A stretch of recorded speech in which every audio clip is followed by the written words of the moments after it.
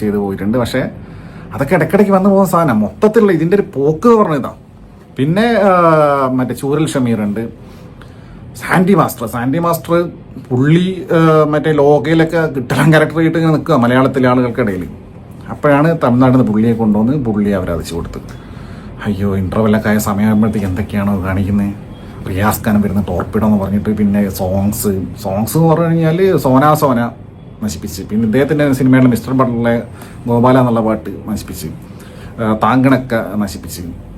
അതായത് ഇതിങ്ങനെ ഡീജൊക്കെ ഇടും പോലെ, ഉത്സവ ചന്തപ്പറമ്പ് ഇടും പോലെ. നമസ്കാരം, പുതിയൊരു വീഡിയോയിലേക്ക് എല്ലാവർക്കും സ്വാഗതം. ദിലീപിന് അങ്ങനെ ഊക്കിങ്ങനെ കിട്ടിക്കൊണ്ടിരിക്കുകയാണ്. ഒരു കാര്യം ഞാൻ പറയാം, മോഹൻലാൽ എന്ന് പറയുന്ന ഒരു മനുഷ്യൻ ഇതിൻ്റെ അകത്ത് എന്തിനാ വെറുതെ പോയിട്ട് തലവെച്ച് കൊടുത്തതെന്ന് എനിക്ക് മനസ്സിലാകുന്നില്ല.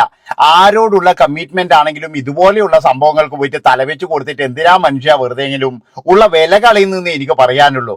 ദിലീപിന്റെ കാര്യം നമുക്ക് എല്ലാവർക്കും അറിയാം. അതായത് മാർട്ടിൻ എന്ന് പറയുന്ന ഒരുത്തന്റെ വീഡിയോ ഇറങ്ങിയപ്പോഴാണ് അയാളുടെ ആ വെളുപ്പിക്കാൻ ശ്രമിക്കുന്ന ശ്രമങ്ങളെ പറ്റിയിട്ട് എല്ലാ